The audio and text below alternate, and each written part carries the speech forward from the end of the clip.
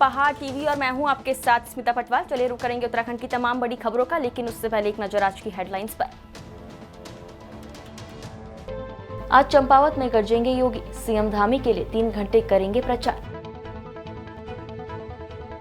जितेंद्र नारायण त्यागी लेंगे संन्यास, कार्यक्रम में नेता और संत होंगे शामिल। महिला वोटर्स को साधने में जुटी बीजेपी, रेखा आर्य ने चंपावत में डाला डेरा। डीएम और एसपी ने लिया केदारनाथ यात्रा मार्ग का जायजा, व्यवस्थाएं दुरुस्त करने के दिए निर्देश। लक्सर में 2 लड़कियों के बीच जमकर चले लात घूस, वीडियो हुआ वायरल। जैसे जैसे चंपावत उपचुनाव के मतदान की तारीख नजदीक आती जा रही है, भारतीय जनता पार्टी का चुनाव प्रचार जोर पकड़ता जा रहा है। इसी कड़ी में आज 28 मई को यूपी के मुख्यमंत्री योगी आदित्यनाथ टनकपुर में एक जनसभा को संबोधित करेंगे। मुख्यमंत्री पुष्कर सिंह धामी को चंपावत विधानसभा उपचुनाव में ऐतिहासिक जीत दिलाने के लिए भारतीय जनता पार्टी के स्टार प्रचारकों ने चंपावत में डेरा डाल दिया है। आज यूपी के मुख्यमंत्री योगी आदित्यनाथ उत्तराखंड के मुख्यमंत्री पुष्कर सिंह धामी के पक्ष में टनकपुर में एक जनसभा को संबोधित कर वोट मांगेंगे। चंपावत के बीजेपी जिला अध्यक्ष शिव चंद्र पाठक ने बताया कि योगी आदित्यनाथ का कार्यक्रम आ चुका है। कार्यक्रम के अनुसार योगी आदित्यनाथ का हेलीकॉप्टर सुबह 11 बजे स्टेडियम में उतरेगा। उसके बाद शहर के विभिन्न मार्गों से होते हुए योगी का काफिला गांधी मैदान तक पहुंचेगा। गांधी मैदान में योगी आदित्यनाथ एक जनसभा को संबोधित करेंगे। योगी आदित्यनाथ कुल 3 घंटे के चंपावत विधानसभा क्षेत्र में कार्यक्रम करेंगे। बीजेपी को उम्मीद है कि योगी के चुनाव प्रचार से सीएम धामी को चुनाव में मजबूती मिलेगी। चंपावत उपचुनाव को लेकर आज यूपी के मुख्यमंत्री योगी आदित्यनाथ मुख्यमंत्री पुष्कर सिंह धामी के पक्ष में टनकपुर में एक जनसभा को संबोधित करेंगे। आपको बता दें कि बीजेपी ने इस सीट के लिए चुनाव प्रचार तेज कर दिया है और राज्य सरकार के आधा दर्जन मंत्री और संगठन के दिग्गज चंपावत में चुनाव प्रचार कर रहे हैं, जिसे लेकर कांग्रेस प्रदेश प्रवक्ता गरिमा मेहरा सोनी ने सरकार और सीएम धामी पर जमकर तंज कसे। साथ ही यूपी सीएम योगी आदित्यनाथ को भी आड़े हाथों लेते हुए उन्हें जहर उगलने के लिए और समाज में नफरत बांटने के लिए कुशल बताया। नहीं है। कांग्रेस पार्टी की प्रत्याशी और कांग्रेस के संगठन को अपने स्थानीय नेताओं को पूरा भरोसा है और जनता भी जो होती है वो अपने स्थानीय नेताओं के बलबूते, उनके जनाधार के बलबूते ही वोट करती है। बाहर के लोग तो केवल मेहमान होते हैं, गेस्ट अपीयरेंस होती है। और ऐसे में इसको इस तरह से भी समझा जा सकता है कि क्योंकि पुष्कर सिंह धामी जिसके पीछे पूरी 70 की 70 विधानसभा या विधायक प्रत्याशी लाभबद्ध थे, आज उनको अपने ही चेहरे पर भरोसा नहीं रहा कि उनको योगी आदित्यनाथ को यहाँ आयात करना पड़ रहा है, केंद्रीय नेताओं को यहाँ पर आयात करना पड़ रहा है, क्योंकि स्थानीय नेताओं पर और कार्यकर्ताओं पर से पुष्कर सिंह धामी का विश्वास उठ गया है। एक असुरक्षा की भावना धामी के अंदर घर कर गई है कि जो हश्र मेरा खटीमा में हुआ वही हश्र मेरा चंपावत में होगा। खटीमा में उनको ऐसा लगता है, ऐसा प्रतीत होता है कि उनको हराने के लिए संगठन ने संदिग्ध भूमिका निभाई और ये बात उनके किचन कैबिनेट के विधायक लोग कह चुके हैं। स्वयं कैलाश गैतोड़ी जो चंपावत से विधायक चुनकर आए, उनका वीडियो आप देख लीजिए। स्वयं आप संजय गुप्ता और यतीश्वरानंद के बयान देख लीजिए, जिन्होंने मतदान जो कि फरवरी 15 तारीख को हुआ, उस दिन ही उन्होंने आग उगलने का काम किया। कटघरे में अपने प्रदेश अध्यक्ष मदन कौशिक को खड़ा किया और संगठन की भूमिका पर सवाल उठाए। ऐसे में धामी को यह लगता है कि मैं हारूंगा तभी धन सिंह का मार्ग प्रशस्त होगा, तभी सुबोध उनियाल और सतपाल महाराज की बारी आएगी। इसलिए स्थानीय नेताओं पर प्रतिबंध है। कोई भी उत्तराखंड भाजपा का नुमाइंदा चंपावत की बाउंड्री के अंदर घुस ही नहीं सकता। एक आध ने कोशिश भी करी तो उनको भरी बेइज्जती करके वहां से निकाल दिया गया और ऐसे में योगी आदित्यनाथ ही उनको अकेले ऐसे व्यक्ति लग रहे हैं जिनके सहारे वो अपनी चुनावी बैतरनी पार लगा सकते हैं। और वैसे भी आदित्यनाथ तो जहर उगलने के लिए और समाज में नफरत बांटने के लिए सिद्धहस्त हैं। हिंदू मुसलमान करना हो, शमशान कब्रिस्तान करना हो, हिंदुस्तान पाकिस्तान करना हो, तो सब लोगों को सब्जी में छोंके की तरह योगी आदित्यनाथ की याद आती है। आगामी 31 मई को होने वाले चंपावत उपचुनाव में महिला मतदाताओं की भूमिका बेहद महत्वपूर्ण रहेगी। ऐसा इसलिए क्योंकि 14 फरवरी को हुए विधानसभा सामान्य चुनाव में चंपावत जिले की दोनों विधानसभा सीटों पर महिला मतदाताओं ने पुरुष वोटरों की अपेक्षा अधिक मतदान किया था। यही कारण है कि धामी सरकार की एकमात्र महिला मंत्री रेखा आर्य आदर्श आचार संहिता लागू होने के बाद लगातार बनबसा में डेरा डाले हुए है। चंपावत विधानसभा क्षेत्र के 151 मतदान केंद्रों में से 93 मतदान केंद्रों में महिलाएं मतदान करने में पुरुषों से आगे रही है। इनमें 30,768 पुरुष और 32,602 महिला वोटर शामिल थी। चंपावत सीट में पुरुषों की तुलना में 1834 अधिक महिलाओं ने वोट डाले।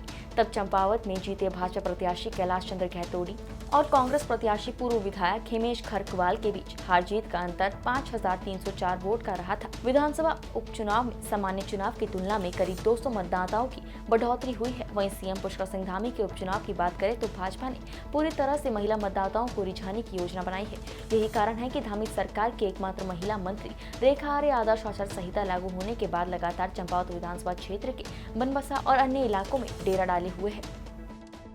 केदारनाथ यात्रा के अहम पड़ावों में फैली अव्यवस्थाओं को लेकर जिलाधिकारी मयूर दीक्षित और पुलिस अधीक्षक आयुष अग्रवाल ने सोनप्रयाग से लेकर गौरीकुंड घोड़ा पड़ाव तक संबंधित अधिकारियों के साथ जायजा लिया। इस दौरान यात्रा मार्गों पर फैल रही अव्यवस्थाओं को लेकर कड़े निर्देश दिए गए। वहीं अपर पुलिस महानिदेशक अपराध और कानून व्यवस्था डॉक्टर वी मुरुगेशन ने केदारनाथ यात्रा को सुव्यवस्थित ढंग से संचालित कराने के लिए पुलिस अधीक्षक को कार्यवाही करने के निर्देश दिए। आपको बता दें कि 23 और 24 मई को लगातार हुई बारिश के बाद 25 मई से शुरू हुई यात्रा पर सोनप्रयाग से गौरीकुंड तक अव्यवस्थाएं फैल गई हैं। तीर्थयात्रियों को सोनप्रयाग गौरीकुंड राजमार्ग पर जाम की समस्या से जूझना पड़ रहा है। डीएम और एडीजी ने सेक्टर मजिस्ट्रेट और पुलिस अधिकारियों को शीघ्र व्यवस्थाओं को दुरुस्त करने के लिए कहा है। डीएम ने अधिकारियों से कहा कि केदारनाथ धाम में आ रहे तीर्थयात्रियों को किसी प्रकार की कोई असुविधा न हो। सिया वक्फ बोर्ड यूपी के पूर्व चेयरमैन वसीम रिजवी उर्फ जितेंद्र नारायण सिंह त्यागी के इस्लाम छोड़कर हिंदू धर्म अपनाने के बाद उन्हें संन्यास लेने की तैयारियों को अमली जामा पहनाया जा रहा है। संन्यास प्रक्रिया में मुख्यमंत्री पुष्कर सिंह धामी के साथ ही केंद्र के अन्य बड़े नेता और दूसरे प्रदेशों के संत भी मौजूद रहेंगे। मुख्यमंत्री से संन्यास प्रक्रिया कार्यक्रम में शामिल होने के लिए तारीख मिलने का इंतजार किया जा रहा है। धर्म नगरी के वेद निकेतन में आयोजित धर्म संसद में अमर्यादित भाषणों के मामले में जेल भेजे गए सिया वक्फ बोर्ड के पूर्व चेयरमैन वसीम रिजवी उर्फ जितेंद्र नारायण सिंह त्यागी के सुप्रीम कोर्ट से अंतरिम जमानत पर जेल से बाहर आने के बाद उन्होंने सांभवी पीठाधीश्वर शंकराचार्य परिषद के अध्यक्ष स्वामी आनंद स्वरूप से संन्यास लेने की इच्छा जताई थी, जिसके बाद वो उनके साथ और संतों से मुलाकात करने के लिए भी पहुंचे थे। जानकारी के अनुसार 3 जून से 10 जून के बीच कभी भी उनको संन्यास दिलवाया जा सकता है। मुख्यमंत्री पुष्कर सिंह धामी के चंपावत उपचुनाव में व्यस्त रहने के कारण उनका समय नहीं मिल पा रहा है, जिसके चलते कार्यक्रम की तैयारियों को रोका गया है। लक्सर में 2 लड़कियों के बीच जमकर मारपीट हो गई, जिसका वीडियो सोशल मीडिया पर जमकर वायरल हो रहा है। वीडियो लक्सर कोतवाली क्षेत्र के एम बाजार के बाहर का बताया जा रहा है। वीडियो में 2 लड़कियां आपस में जमकर लात घूंसे बरसा रही हैं। बीजेपी विधायक किशोर उपाध्याय के भाई की पत्नी नाजिया की हिरासत मामले में पूर्व सीएम हरीश रावत ने बड़ा बयान दिया है। हरीश रावत ने कहा है कि अच्छा हुआ मैं आज मुख्यमंत्री नहीं हूँ। 2 राजनीतिक गिरफ्तारियों के समाचार छपे हैं जो जमीन हड़पने को लेकर है। यदि मैं मुख्यमंत्री होता पता नहीं मुझ पर क्या क्या आरोप लगा दिए जाते, पता नहीं कहां से खटास निकाल कर मुझ पर ये थोपे जाते। हरीश रावत की इस पोस्ट के बाद ये साफ है कि हरीश रावत को मालूम है कि अगर किशोर उपाध्याय अभी कांग्रेस में होते तो बीजेपी या अन्य दल सीधे तौर पर हरीश रावत पर ही आरोप लगाते कि उनकी ही देखरेख में ये सारा काम हुआ है। लेकिन अब क्योंकि बीजेपी सरकार में ये मामला दर्ज हुआ और गिरफ्तारी हुई है, ऐसे में न केवल किशोर उपाध्याय बल्कि बीजेपी पर भी हरीश रावत ने तंज कसा है। केदारनाथ यात्रा पर आने वाले तीर्थयात्रियों को पहाड़ी किचन का लजीज खाना बेहद पसंद आ रहा है। सोनप्रयाग में संचालित हो रहा पहाड़ी किचन यात्रियों को खूब भा रहा है। यहाँ बने पहाड़ी व्यंजन का स्वाद चखने के बाद यात्री केदारनाथ की यात्रा से लौटने के बाद भी इसी किचन में खाना खाने आ रहे हैं। बहुत ज़्यादा अच्छा एक्सपीरियंस है जी, बहुत बढ़िया। अभी तक का पहाड़ों में सबसे अच्छा एक्सपीरियंस रहा हमारे यहाँ का। ना ऐसा अच्छा खाना मिला, ना ऐसा रूम मिला, ना ऐसा बाथरूम मिला, कुछ भी मतलब इससे अच्छा नहीं मिला। कुछ नीट एंड क्लीन है, मतलब इसे हम एक्सपेक्ट भी नहीं कर सकते कि इससे अच्छा मिल सकता है। सोनप्रयाग में इससे अच्छा कहीं भी स्टे नहीं है और खाना तो बेस्ट है। अगर आपको ऐसा खाना हमने अभी तक पहाड़ों में खाया नहीं है। आपने पहाड़ी खाना भी यहाँ पर खाया? पहाड़ी खाना नहीं खाया लेकिन जो अपना नॉर्मल अपना खाना खाते हैं वो और पूरे सोनप्रयाग रुद्रप्रयाग से यहाँ तक के लिए चाय भी ऐसी नहीं मिली जो पूरे मिनट वाली चाय मिली है, पूरे मिनट वाली चाय मिली है बाहर की जैसे हम पीते हैं। आप लोगों को क्या संदेश देंगे इस पहाड़ी किचन से? बहुत अच्छा है, आप यहाँ आओ और अगर यहाँ आओ केदारनाथ दर्शन करने तो आप यहाँ रुको। तो यहाँ पूछो लोगों से पहाड़ी किचन कहाँ पे है। ये ऊपर है बस 3rd फ्लोर में तरीके से 3rd फ्लोर पे आके यहाँ पर विजिबिलिटी भी अच्छी है, स्टे करने के लिए, खाना खाने के लिए, पार्किंग के सामने ही है, थोड़ा सा आगे आते हैं और रेस्टोरेंट। हम तो यही बोलेंगे। पहाड़ी किचन हम लोगों ने उसको अभी नाम तो दिया है, लेकिन जो 2015 में हम केदारनाथ में पुनर्निर्माण का काम कर रहे थे कर्नल अजय कोठियाल सर की नेतृत्व में, उस समय वहाँ पर एक कैंटीन बनी थी, एक टेंट सिटी बनी थी जिसमें 1000 लोगों को रुकने की व्यवस्था थी। और वहाँ पर हम लोगों ने पहाड़ी खाना शुरू करवाया था जिसमें झंगोरे की खीर, मंडवे की पूरी और चौलाई के लड्डू, चैसा, ये सब हम लोगों ने वहाँ पे शुरू करा था। तो वो कॉन्सेप्ट वो दिमाग में था।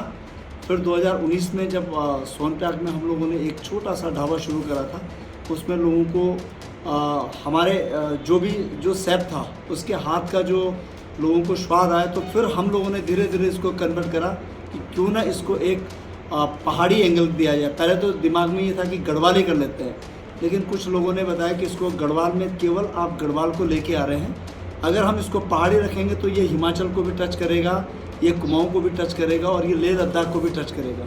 तो इसलिए हमारा ये कॉन्सेप्ट है कि हम यहाँ पर पहाड़ी डिश खिलाएँ।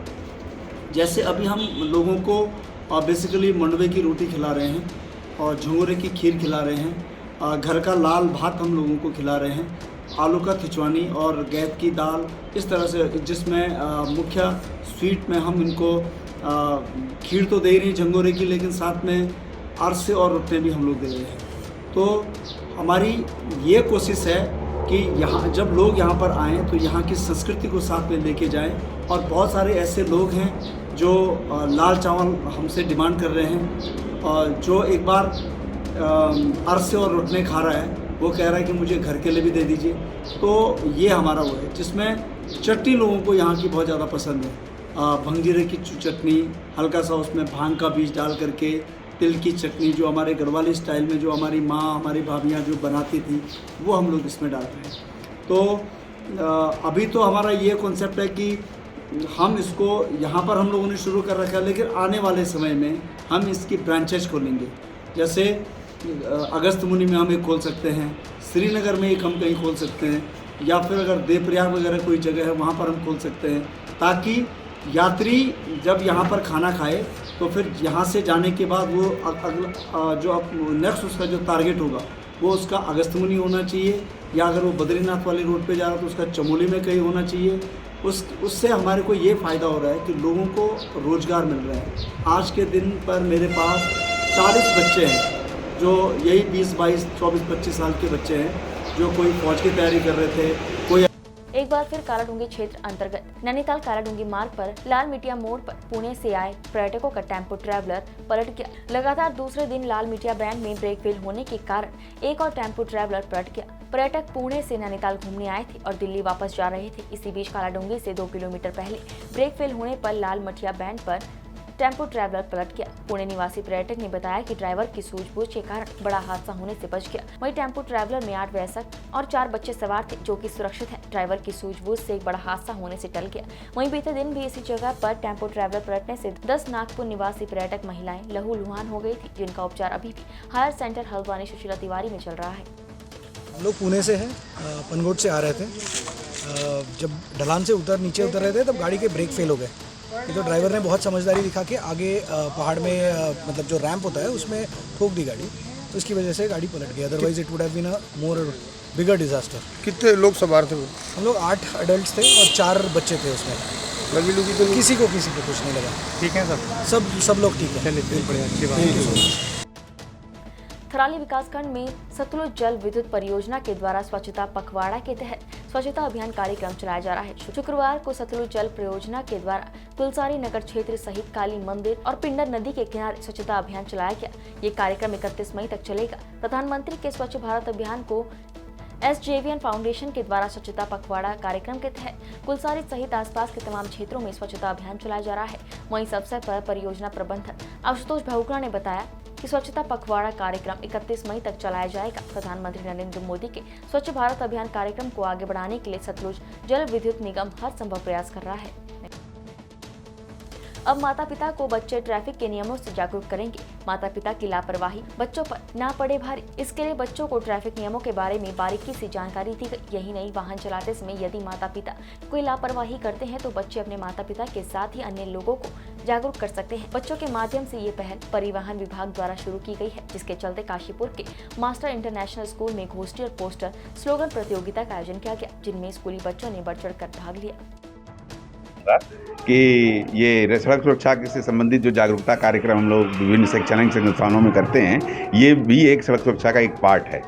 जैसा कि मैंने पहले भी बताया कि इंजीनियरिंग एनफोर्समेंट एजुकेशन और ये 3 महत्वपूर्ण आयाम हैं सड़क सुरक्षा की दृष्टि से। तो ये जगह जगह सभी शैक्षणिक संस्थानों में जाकर बच्चों को जागरूक करना, क्योंकि ये बच्चे जो हैं ये आगे चलकर जो है इस देश के भविष्य बनेंगे, और इनके माध्यम से इनके अभिभावकों और रिश्तेदारों को जो है जागरूक करना इस कार्यक्रम का एक महत्वपूर्ण कड़ी है।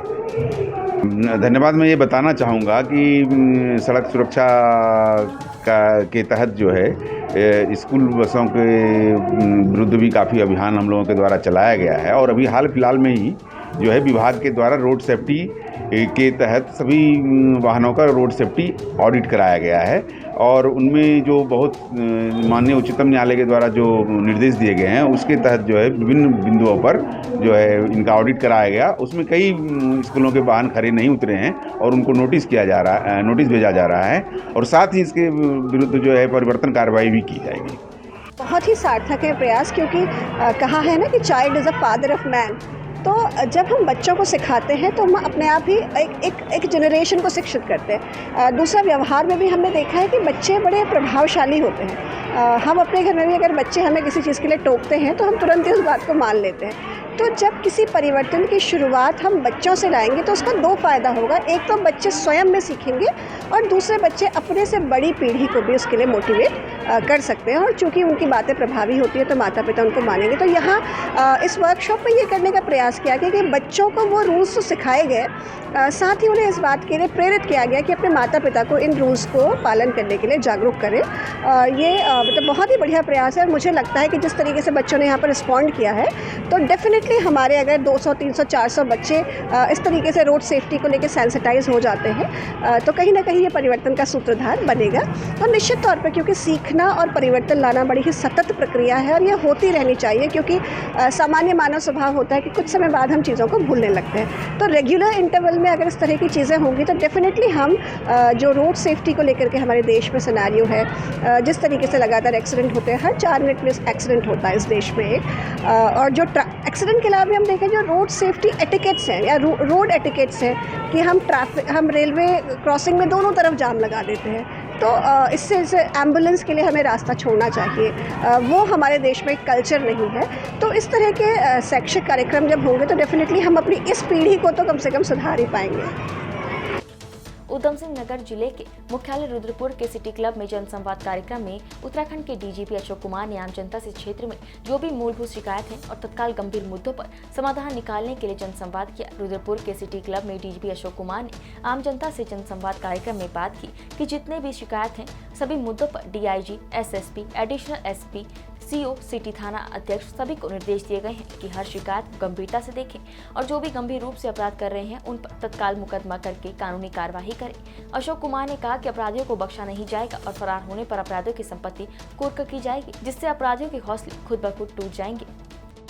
और किसी भी अपराधी के लिए उत्तराखंड में कोई जगह नहीं है। अगर वो यहाँ अपराध करता है तो उसे हर हालत में जेल भेजा जाएगा और उस पर गैंगस्टर एक्ट लगाया जाएगा, उसकी प्रॉपर्टी जब्त की जाएगी। और अगर वो भागा हुआ है तो उनकी कुर्की करा करके उनके अगर नाजायज कब्जे के मकान हैं वो सब भी जरूर ध्वस्त किए जा सकते। पता है कभी कभी ऐसा दौर आता है, यद्यपि मैं एक एक घटना को जानता हूँ। कुछ हत्या की घटनाओं में वृद्धि जरूर हुई है पिछले 15-20 दिन में, परंतु अच्छी बात है कि वो सब के सब वर्कआउट हुए हैं और सब में अपराधी गिरफ्तार किए। उत्तराखंड में चारधाम यात्रा में उमड़ी भारी भीड़ के बीच जहां कई श्रद्धालुओं की मौत हो चुकी है, तो वहीं दूसरी तरफ इस यात्रा में अहम भूमिका निभाने वाले घोड़े खच्चरों का भी बुरा हाल है। इन जानवरों के लिए खाने पीने से लेकर उचित व्यवस्था नहीं होने की वजह से पिछले कुछ दिनों में करीब 60 खच्चरों की मौत हो चुकी है, जिसे लेकर अब प्रशासन सतर्क हो गया है। सचिव पशुपालन ने यात्रा मार्ग को लेकर जिलाधिकारी को निर्देशित किया कि एक खच्चर से दिन में एक ही बार यात्रा कराई जाए और इन आदेशों का सख्ती से पालन होना चाहिए। उत्तराखंड की तमाम बड़ी खबरों में फिलहाल इतना ही। बाकी खबरों के लिए देखते रहिए पहाड़ टीवी। नमस्कार।